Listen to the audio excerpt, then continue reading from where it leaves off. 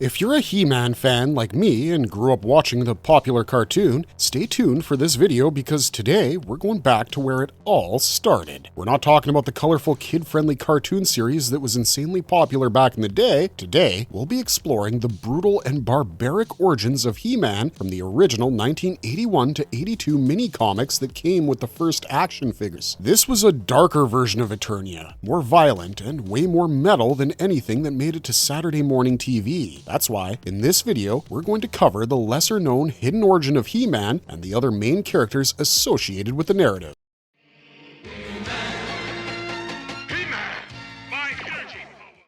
The savage world of early Eternia. When Mattel first launched the Masters of the Universe toy line in 1982, they included these illustrated mini-comics with the action figures. The first 4 of these were written by Donald F. Glut and illustrated by the legendary Alfredo Alcala, and what they created was something completely different from what we'd see just a year later on television. This version of Eternia was a post-apocalyptic nightmare world dealing with the aftermath of a catastrophic event called the Great Wars. The story was premised around an ancient civilization that had been completely devastated, leaving behind only ruins and scattered pieces of advanced technology and weaponry that nobody really understood anymore. The world was savage, barbaric, and dangerous. The wars had done something even worse though. They'd torn open a rift between dimensions, and through that rift came evil itself in the form of Skeletor. This wasn't a world of clear-cut morality either. Castle Grayskull itself was described as being neutral to both good and evil, suggesting that power was morally ambiguous and whoever controlled it could become the master of the universe, regardless of their intentions. The moral landscape was way more complex than the simple good versus evil we got in the cartoon, reflecting the influence of Robert E. Howard's Conan stories, where heroes frequently did things that would be considered pretty villainous by normal standards. He-Man, the barbarian warrior. Now let's talk about the big guy himself, because this He-Man was nothing like Prince Adam. There was no secret identity, no magical transformation sequence, and definitely no cowardly green tiger named Cringer. In these original mini-comics, He-Man was introduced as a wandering barbarian who had left his jungle tribe to venture out into the wild lands of Eternia. The story begins with He-Man and the Power Sword mini-comic, where we see this muscular warrior who's already aware that evil forces threaten Castle Grayskull. He's basically a Conan-type character, and that's very intentional. The whole He-Man concept was born from an abandoned Conan toy line Mattel had been working on. During his journey, He-Man encounters a woman being attacked by a giant purple monster with massive tusks. He saves her, and she reveals herself to be the Goddess, a green-skinned figure wearing snake-themed armor. This is crucial because this version of the Sorceress looked completely different from what you remember. She had green skin and wore cobra armor that would later be associated with Teela. As a reward for saving her, the goddess gives He-Man special weapons and armor. He-Man owned not one, but 2 different chest harnesses. One harness gave him superhuman strength, while the other generated a personal force field and made him virtually invulnerable. Without either harness, He-Man was still strong, but he was just a mortal man who could be killed. The violence in these early comics was also notably darker than anything we'd see later. Maps were drawn in blood, and the descriptions of Castle Grayskull were eerie and ominous. He-Man carried multiple weapons, including a boot dagger, which appeared in Mark Taylor's original concept art, suggesting a warrior prepared for close-quarters combat where killing was necessary for survival. His primary weapon in these stories was a massive 2-bladed battle axe. The Power Sword itself was split into 2 halves, one possessed by He-Man and the other by Skeletor, and when they were joined together, they formed the key to Castle Grayskull. The sword wasn't a transformation tool, it was literally a key, and whoever controlled both halves could enter the castle and claim its power. Skeletor, what is this? It's all part of the game, Evelyn.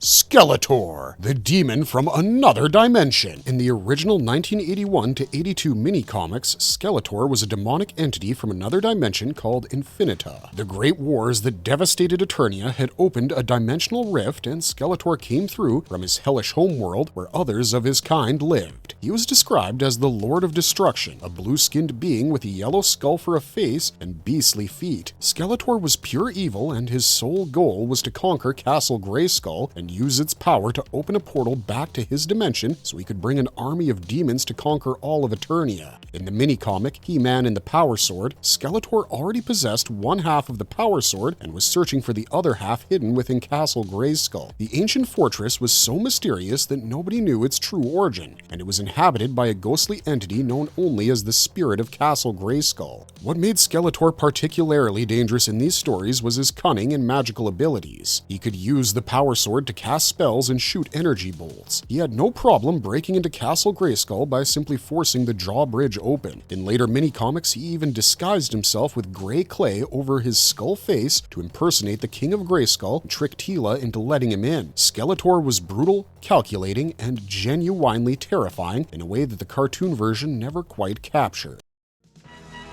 Finally, you must preserve and protect The Sorceress and the Spirit of Grayskull. The Sorceress character we get in these early comics is a completely different entity from what we'd see in the Filmation series. As we mentioned earlier, in her very first appearance in He-Man and the Power Sword, she had green skin and wore snake-themed armor instead of the falcon motif we all remember. This was her only appearance with green skin. In subsequent mini-comics, she was called the Goddess and no longer had green skin, but still wore that cobra armor. Castle Grayskull wasn't just the Sorceress's home. It was inhabited by something even more ancient and mysterious called the Spirit of Castle Grayskull. This ghostly being would appear to characters and make proclamations about the castle's secrets and power. The castle itself was so old that its true origins had been lost to time, presumably built by unknown beings long before the Great Wars. The Spirit told He-Man and his allies about the hidden pieces of the Power Sword, warned them about threats. It was this spirit that eventually sent both halves of the Power Sword into another dimension to keep them away from Skeletor. The Sorceress's role in these stories was to give He-Man his powers, weapons, and armor. She was the one who chose him as the defender of Castle Grayskull against Skeletor's forces, but she wasn't living inside the castle like in the cartoon. She was more of a mysterious benefactor who appeared when needed. The relationship between the Sorceress, the Spirit of Grayskull, and the castle's power was intentionally left vague and mysterious, adding to the dark fantasy atmosphere that Glut and Alcala were creating. You make up your mind, Trapjaw? Or maybe you don't have a mind to make up. Teela, the warrior goddess. In these original stories, Teela was called a warrior goddess and was initially shown as someone Skeletor wanted to kidnap and make his bride. She was rescued by He-Man from Skeletor's clutches in the first mini-comic. After this rescue, Teela was appointed as the guardian of Castle Grayskull by the spirit of the castle. In the mini-comic The Tale of Teela, the story got even more interesting. It was revealed that the warrior woman Teela was actually a clone of the Sorceress, which explained why both characters looked similar and why the original Teela action figure could represent both characters by adding or removing the snake armor. However, this clone backstory created some confusion with the toy line since the Teela figure came with the snake armor that the Sorceress wore. What's really important here is that Teela wasn't the adoptive daughter of Man-at-Arms in these early stories. There was no mention of that relationship at all in the first mini-comics. Instead, she was portrayed as an independent warrior, and interestingly, there was a romantic attraction implied between Teela and He-Man in their dialogue. In the mini-comic, The Terror of Triclops from 1982, there's even a scene where He-Man calls Teela, "Oh fair Teela," and is shown caressing her arm, with both of them sitting under a tree together. This romantic angle would be completely abandoned when the Filmation cartoon made her the unknowing daughter of the Sorceress and the adoptive daughter of Man-at-Arms. Beastman and Merman, Skeletor's savage henchmen. Skeletor didn't work alone in these early comics. He had two main henchmen who were just as brutal as he was. Beastman, written as one word in the early comics, was depicted as a savage mercenary under Skeletor's employ. In the very first mini-comic, he was entirely red in color based on the initial character designs. Beastman had the ability to control animals telepathically, making him particularly dangerous in a world still populated by savage creatures. He was often portrayed as inarticulate and savage, living up to his name. The character was described as one of Skeletor's finest warriors. Merman was Skeletor's other primary henchman, a fish-like aquatic warrior who served the Demon Lord. In these early stories, Merman helped Skeletor acquire both halves of the Power Sword and even assisted in imprisoning Teela when they broke into Castle Grayskull. He-Man and Teela eventually defeated both Merman and Skeletor, freed the Guardian of Grayskull. Merman was characterized as not being particularly entirely loyal to Skeletor, which created interesting tension among the evil warriors. Both Beastman and Merman appeared in multiple early mini-comics as Skeletor's go-to enforcers in his quest to conquer Eternia.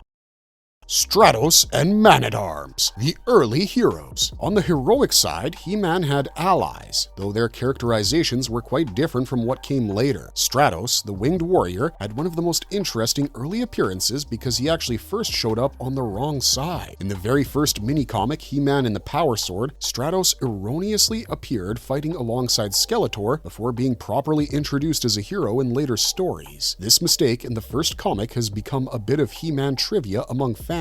Stratos was depicted with a flesh-toned or tanned body in the early mini-comics rather than the gray fur he'd have later. Looking more like a furry monkey with feathered arms, he was actually the leader of the bird people who inhabited the kingdom of Avion in the Mystic Mountains. The mini-comics gave him a much more barbaric appearance, which fit the savage Eternia aesthetic. Man-at-Arms was also present in these early stories, though he wasn't yet given his signature mustache that would define him in the Filmation series. In the original mini-comics, Man-at-Arms was portrayed simply as a companion and ally of He-Man, the Eternian master of weapons. There was no mention yet of him being Teela's adoptive father. He didn't live at a royal palace because there wasn't a royal family in this continuity yet. The early mini-comics depicted him as coming from a long family line of great warriors and inventors who used available resources to aid He-Man in his battles. He was simply one of the heroic warriors fighting alongside He-Man against Skeletor's forces.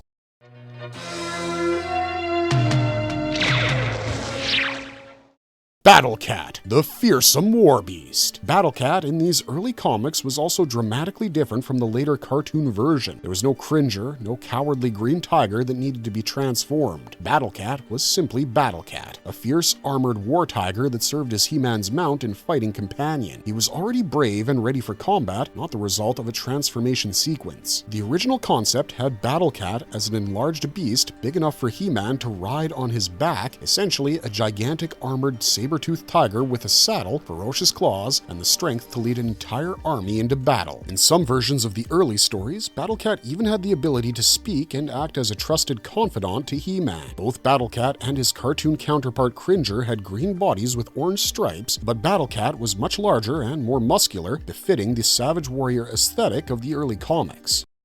The Power Sword and Castle Grayskull's secrets. The mythology surrounding the Power Sword in these early comics was central to the entire conflict. As we already mentioned, the sword was split into two halves by the goddess to protect Castle Grayskull from those who would abuse its power. The mini-comic King of Castle Grayskull revealed where the two halves had been hidden, one at Eternia's highest point and the other beneath its hardest rock. The highest point turned out to be the top of Stratos' mountain, while the hardest rock was where He-Man had built his home. Whoever found both halves and joined them together could open the drawbridge of Castle Grayskull, which would make them the king of the castle and give them access to the secrets of the universe. Skeletor believed that once the two halves were joined, magic fires would blaze again, and the sword could open a hole to his own dimension, allowing him to bring reinforcements from his demon realm. This made the Power Sword not just a weapon, but the ultimate key to universal power. When Skeletor did manage to unite both halves, he used the complete sword to make objects attack He-Man and cast powerful spells, but the Sorceress would always intervene, splitting the sword again and hiding the pieces to prevent Skeletor from maintaining control of Grayskull. At the end of the King of Castle Grayskull mini-comic, the spirit of the castle sent both halves into another dimension where Skeletor wouldn't easily find them. This created an ongoing chase that defined the early comic storylines. The darker tone and violence. What really set these early mini-comics apart was their dark tone. The artwork by Alfredo Alcala defined this barbaric prototype of Eternia with a dark fantasy atmosphere that perfectly complemented Glut's scripts. Alcala, who was already a comics legend known for his work on Conan the Barbarian and horror comics, brought a genuinely dangerous feel to these pages. This wasn't the friendly primary-colored Eternia from the Filmation TV series. This was something wilder, something that felt weirdly forbidden for a toy comic aimed at kids. The moral complexity also added to the darker tone. Castle Grayskull was described as neutral to good and evil alike, meaning the power within wasn't inherently good or bad.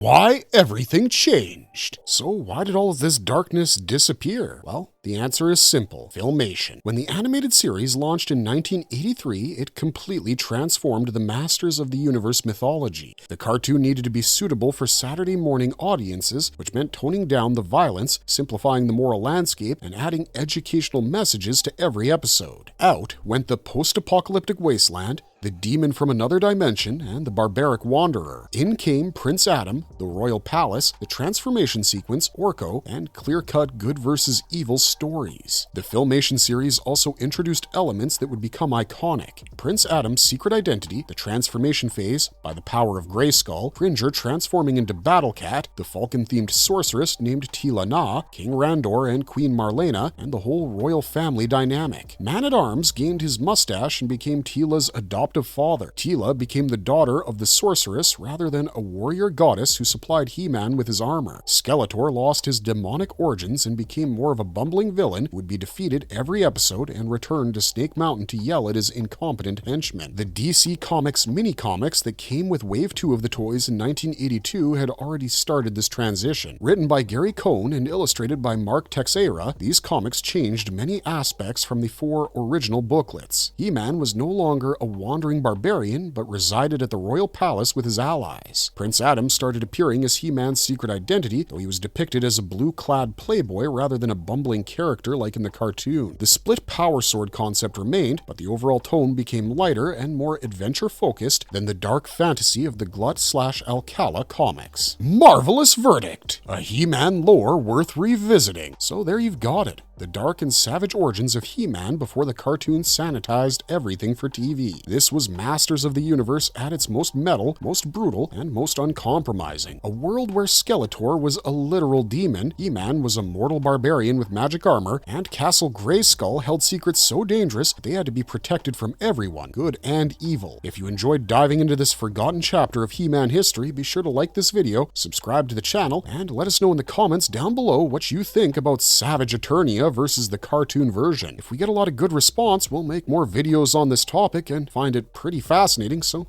let us know down below. Otherwise, thanks for watching, stay safe out there, and have a marvelous day.